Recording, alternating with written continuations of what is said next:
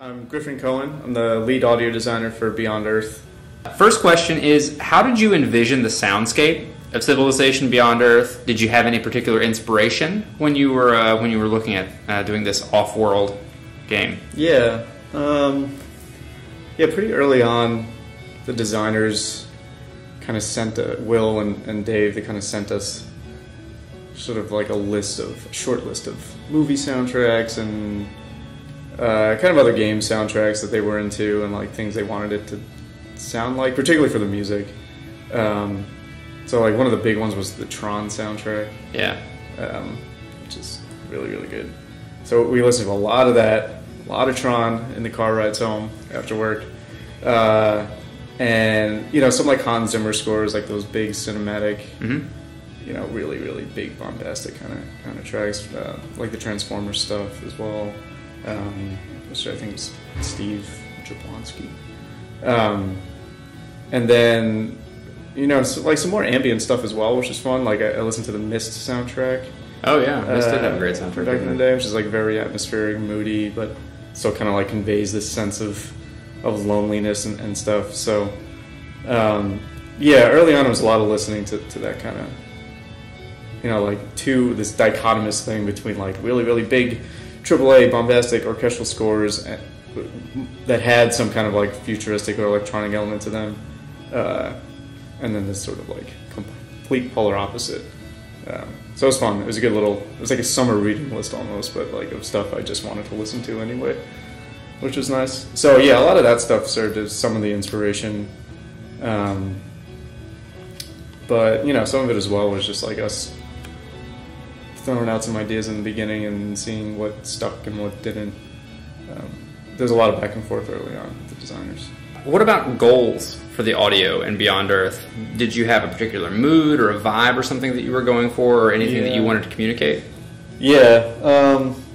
It's interesting. By contrast to Civ 5, which sort of had very different design goals across the board, obviously, but with regards to the audio. This one, Beyond Earth, is like feels like a much more personal story that it is being told. It's like the future of humanity. It feels like a lot more is at stake. So we knew we wanted the music to convey that story better than we had in past Civ games, where the music was kind of more, it just reinforced your cultural identity and the identities of these other cultures that you were encountering. It was kind of exploration based, but we wanted the music this time to be narrative focused. So to us, that meant we needed to have really, really strong themes that were memorable, that the player could walk away from the game and hopefully get stuck in their head. And we wanted the music to convey a sense of place, that this planet that you're landing on is a real place, and to reinforce that, we gave each planet its own theme, and the music is sort of a theme and variations depending on the planet that you've landed on. And by kind of planet, there's 3 different biomes in the game. There's a lush planet, an arid planet, and a fungal planet. Right. And so then there are 3 major themes that get developed through the game. Okay, cool. So that was a big goal for us. We also just wanted, kind of by contrast to that, we wanted to reinforce kind of the state that you're in as a player. So sort of you land on this planet early on, and things are pretty dire for you. You don't really have any resources. You have no people to rely on. There's like fog of war all around you, so you can't really see what's out there. There's aliens picking you off one by one, just kind of munching on you.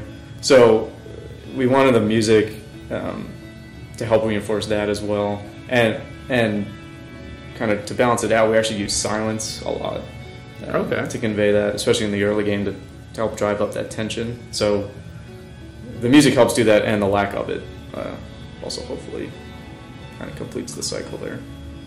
What were some of the challenges you faced? I mean, you're designing a soundscape for a world that doesn't exist, right?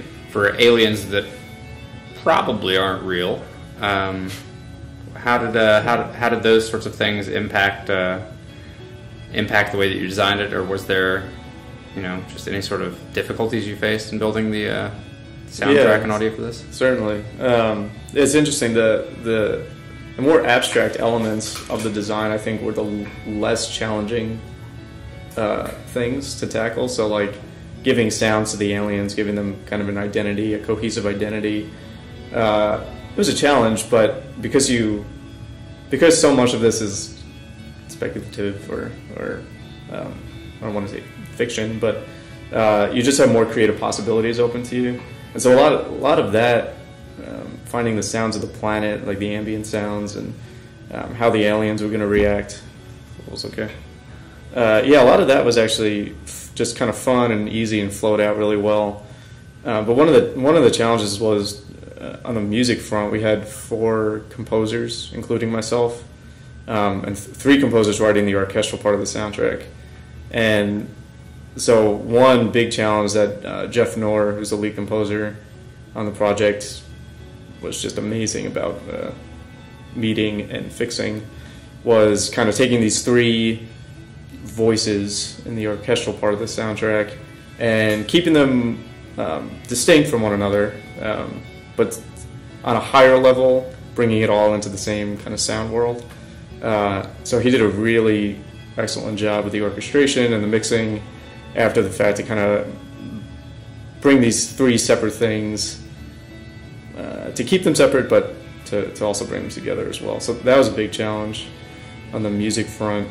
And then sound design wise, yeah, I mean it's a challenge to have all these possibilities open to you and then keep things consistent. So a lot of it was like setting rules for myself of like how the sounds needed to behave in relation to each other. I couldn't just have, this sounds like, I couldn't be making like too many arbitrary decisions.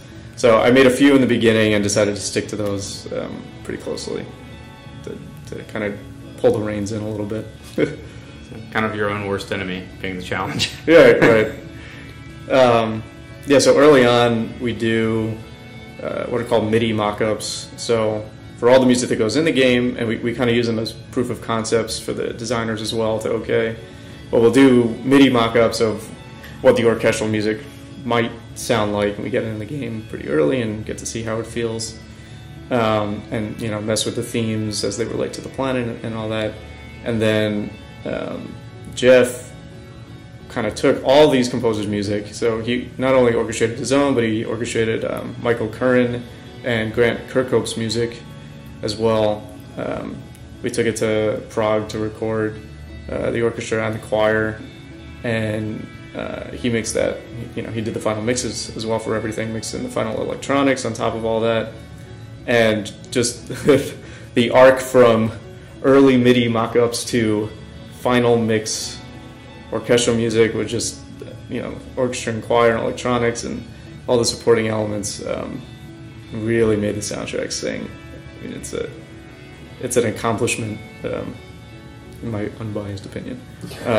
But yeah, I mean, Jeff, all the composers, and Jeff in particular, did an excellent job just kind of bringing the soundtrack to life. That's pretty impressive, getting all that recorded. Yeah, and going all the way to Prague to do it too. Yeah, it's called the Film Harmonic. So they do a lot of film soundtracks as well. So it's an orchestra that's kind of used to this sort of quick turnaround. Really good players are able to sight read a lot of the music. Well, that's a perfect segue actually to the next question, and I think I might already know the answer now. What are you most proud of coming out of out of the audio and the soundtrack and everything of this game? Yeah, I mean, I have to say the soundtrack, just the way it came out at the end is just, I think it's a pretty different kind of soundtrack than has ever been in a Civ game before.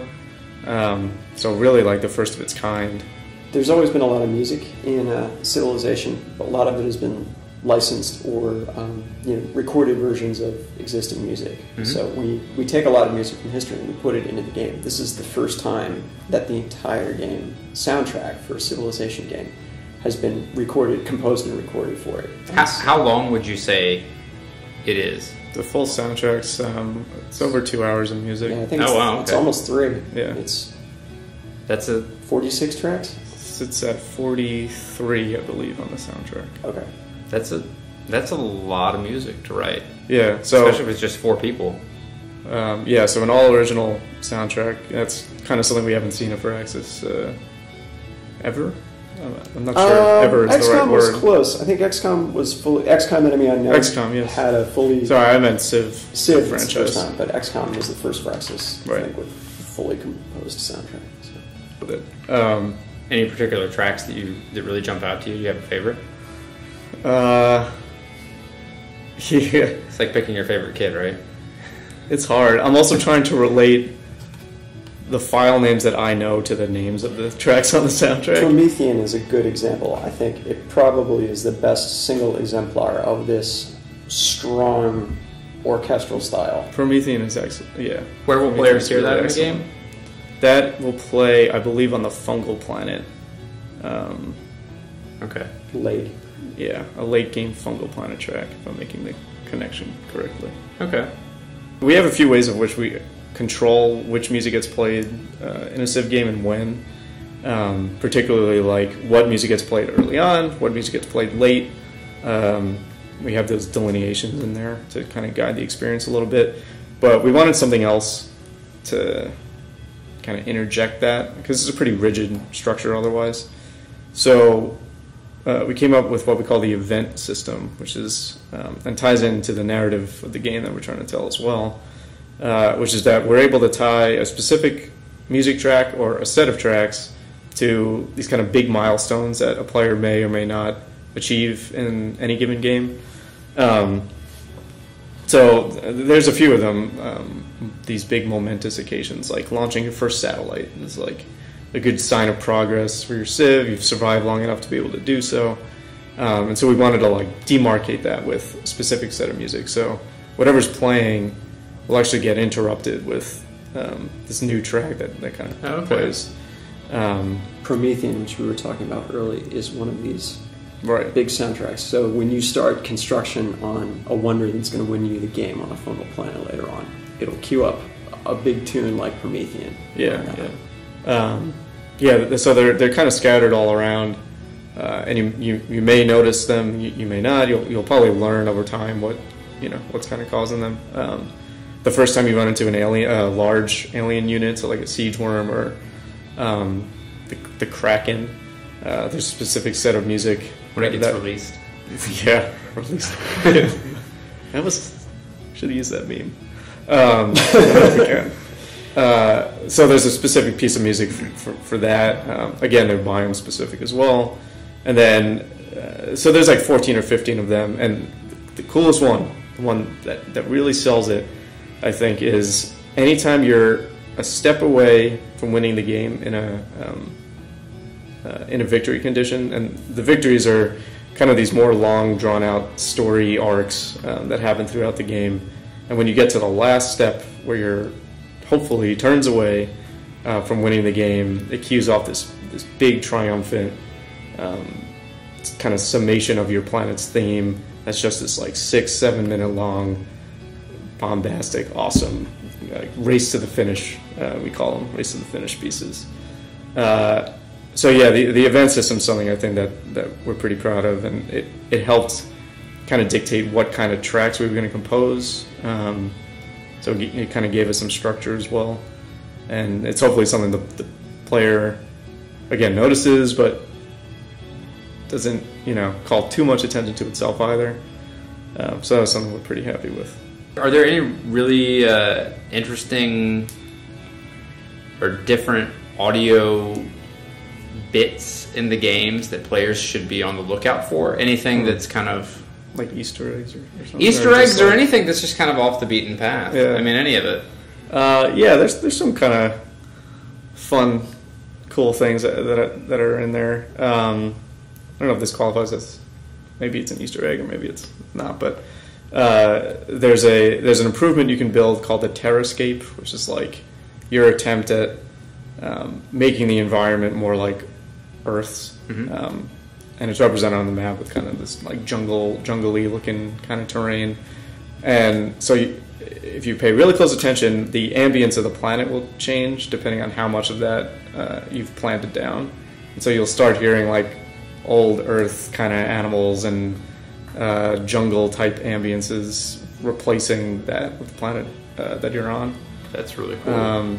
So that was a fun thing. The Explorer's droid, every now and then, will just kind of like wake up and scan around the area. And so I made some specific sounds for that like you won't really hear otherwise. There's a fun one I did really early on that is kind of left in there. But if you look at the soldier that you start the game with, that you can start the game with, and you just let him sit for a while, there's a slight chance that you'll just hear something kind of funny. But I won't say what that is. But so pay attention to the soldier. Yeah, if you have the time, just check out your soldier hanging around for a while. He might just do something a little funny. So yeah, so the ambient system for Civ and Beyond Earth, it does work in surround sound. So the map is kind of divided into 5 quadrants, and it's based on what you're currently looking at in the center of the map. So there's different ambient beds that play depending on if you're looking at like an ocean's coast, or if you're looking at deep ocean. There's ones for forest and plains and grasslands and rivers, and so the amalgam of all that kind of in this quadrant system kind of creates the soundscape of your immediate surroundings.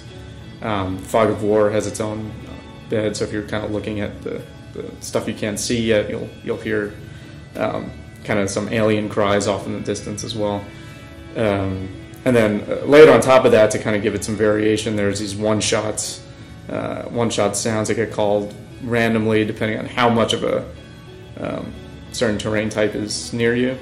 So if there's a lot of forest, you'll not only get the forest ambient bed, but you'll get a lot more like foresty animals that I made up, chirping and doing foresty things.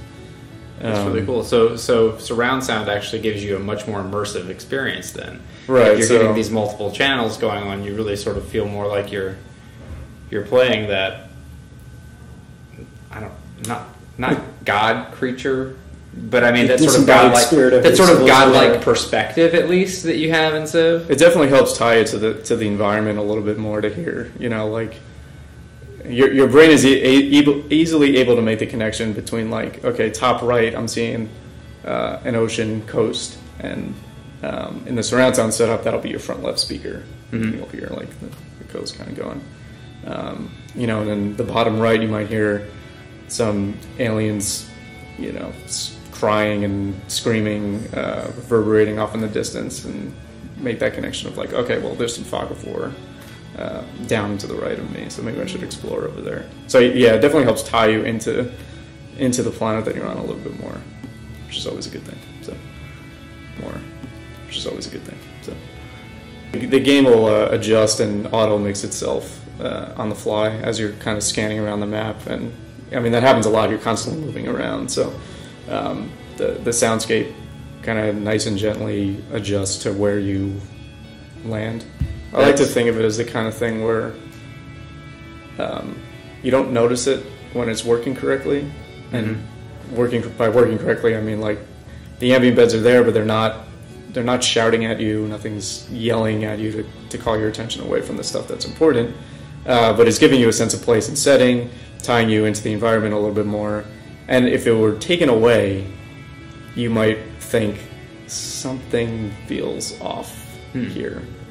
Or there's just a kind of a lack of this environment feels dead, or there's some kind of lack of information going on. So, are there any other things that you would like for people to know about in the audio in Beyond Earth? Or we worked with Frieda Wolf, who is just incredible. She's the narrator of our game, and traditionally that's been a pretty big role in Civ. It's not only the person who's telling you the exposition in the intro movie, but it's also the person who is narrating all of the quotes that accompany researching new technologies and getting new discoveries. Leonard Nimoy did it for Civilization 4, so kind of a big deal. Big shoes to fill. Yeah. But yeah, she did an excellent job, and she, the writing in Beyond Earth is both, I think, it's both poignant and has a sense of humor about itself when it's appropriate. Thank you. And she does an excellent job of writing that line of just delivering all those quotes just spot on. So yeah, working with her has been really great, and I hope we get to work with her again. You have voice actors for Aliens? No, so we had voice actors and actresses for the leaders of the game, okay. Of which there's 8. And we also had a voice actor for what we call the advisor, which is like your tutorial figure. Mm-hmm. There are some fun little things hidden in there, and some subtleties. The animators do a really great job when a unit is just kind of unit on the map is just kind of sitting around for a while to kind of like fidget. Mm-hmm. We have these fidget animations, which are really fun, and they I think are the biggest thing in giving that unit a lot of character, because you kind of get to see like what this unit or what this alien or animal would do if it would just kind of like standing around for a while. Yeah. And so there's a lot of sounds I did for those animations that have just, like a lot of little details in there that kind of give you a sense of what that thing is thinking or doing. Or there's some fun stuff in the alien, just like the way they move. So the movement sounds for the little beetles, it's a mixture of like kind of like chitin bone kind of sounds and shells, like stuff you'd expect. But then mixed in is, this is going to be a weird sound to describe, but it's the sound of me and Dan Price running our hand along the absorption in our studios, which is this like ribbed absorption material, and it makes this kind of like, makes like some kind of weird like flanged foam sort of sound. It's almost like a flutter. Yeah, like a fluttery, flangy, foamy sound is what I would... The 3 Fs. Okay, fluttery, as they're commonly called. And so that's kind of mixed in there. So it just sounds weird, but it fits perfectly. I don't know how it fits, but it just fits. This is one of those like things. That. Yeah, you put it in there and you listen to it, and your brain's like, yeah, I can take that. The raptor bug, he's kind of a mixture of the same bass stuff to tie them together, but he's actually got the sounds of a wet lacrosse ball being dragged along the ground, along our carpet, which made this kind of like squeaky sound. Okay. And I like to think of that as like a little like vocalization, like as they're running around or as they're like kind of hunting you, they like kind of squeak out to each other to communicate. So that's in there. And the Xeno Titan, which is like the biggest unit in the game. The Siege Worm is also really, really large. They have like a low part of their vocalization. So all these things scream at you before they attack. Okay. Of course. As you do. And so there's a part of both of their sounds that are they're really low and just powerful, and you can tell how big they are, hopefully based a little bit on that. And then separately there's a high sound that plays, which are these different kind of screeches and screams that are more reverberant, like they're kind of echoing off the terrain around you. So that was really fun getting that, and the high stuff I think really drove up the scary factor, just hearing these things like echoing off the hills around you and stuff. And my last question is, any advice that you could tell anybody who is interested in doing either soundtracks or game audio design? Any tips or pointers to get involved?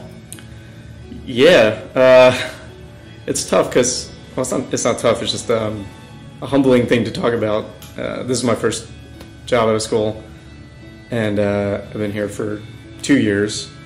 And I would say that for me, personally, the way that I think I got in was actually by doing sound design and having some kind of recording and mixing experience. Not just because there's more entry-level sound design jobs than there are composition jobs, but also because that kind of experience of doing mixing and doing critical listening like that, I think trains your ear in a particular way. that if you're going to work on games has been for me really, really helpful. And so I started my degree. I was doing composition, thinking, I want to do composition for games. I'm going to do a composition degree. And I ended up staying in school to do a recording arts degree as well. And I think the combination of those two things has been really, really helpful, not just professionally, but also just as a creative person. The two complement each other really well. And my composition's better for having mixing and recording skills. My mixing and recording skills are better for having a composition skill. So the two together have been really helpful to kind of break in. Well, thank you very much. Really appreciate the time. I appreciate it. Thanks for talking to us. Cool. Thanks a lot.